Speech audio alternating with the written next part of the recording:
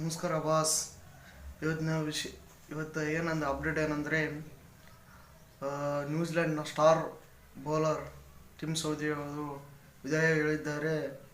ರೋಹಿತ್ ಶರ್ಮಾ ಅವರು ಭಾರತ ಗವಾಸ್ಕರ್ ಟ್ರೋಫಿ ಫಸ್ಟ್ನೇ ಮ್ಯಾಚ್ ಮತ್ತು 4ನೇ ಮ್ಯಾಚ್ ಆಡುವುದಿಲ್ಲ.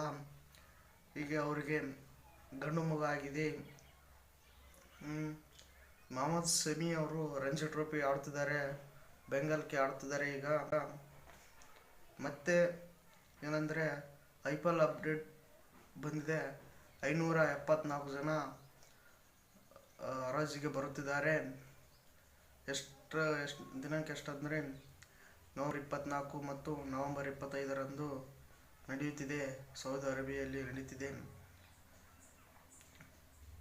13 ವಯಸ್ಸದ ಹುಡುಗ ಒಬ್ಬ IPLಗೆ ಬಂದಿದ್ದಾರೆ, ಹರಾಜಿಗೆ ಬಂದಿದ್ದಾರೆ. ಮತ್ತು ಹಿರಿಯರಾದ ಜೇಮ್ಸ್ ಆ್ಯಂಡರ್ಸನ್ ಅವರು ಕೂಡ ಇಂಗ್ಲೆಂಡ್ ಟೀಮ್ ಅವರು ಬಂದಿದ್ದಾರೆ IPLಗೆ. ನೋಡೋಣ ಯಾರ್ಯಾರು ಕರ್ಕೊತಾರಂತೆ. ರಂಜಿ ಟ್ರೋಫಿಯನ್ನು ನಡೀತಾ ಇದೆ. ಇವತ್ತು 4ನೇ ದಿನ ಆಗ್ತಾ ಇದೆ. ಕರ್ನಾಟಕ ವರ್ಸಸ್ ಮತ್ತು ಉತ್ತರ ಪ್ರದೇಶ ನಡೀತಾ ಇದೆ. ಯಾರು ಗೆಲ್ತಾರೆ ಅಂತ ಅನ್ನೋದು ನೋಡೋಣ. ಟೈಮ್ ಇದೆ. ಕರ್ನಾಟಕದವ್ರು ಇನ್ನೂ ರನ್ ಹೊಡಿತಾ ಇದ್ದಾರೆ.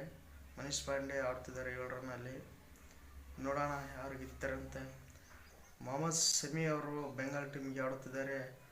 ಉತ್ತಮ ಬೌಲಿಂಗ್, ಉತ್ತಮ ಬ್ಯಾಟಿಂಗ್ ಮೂಲಕ ರನ್ ಸಿಡಿಸಿ, ಬೌಲಿಂಗಲ್ಲಿ ವಿಕೆಟ್ ತೆಗೆದು ಬ್ಯಾಟಿಂಗಲ್ಲಿ ರನ್ ಹೊಡೆದು ಮಿಂಚಿದ್ದಾರೆ. ಮತ್ತೆ ಏನೆಂದರೆ, ಭಾರತ ಗವಾಸ್ಕರ್ ಟ್ರೋಫಿಗೆ ಸ್ಕ್ವಾಡ್ ಅನೌನ್ಸ್ ಆಗಿದೆ, ಆದರೆ ಆಯ್ಕೆ ಆಗಲಿಲ್ಲ.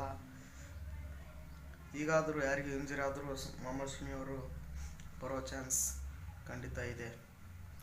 ಗುಡ್ ಬಾಯ್.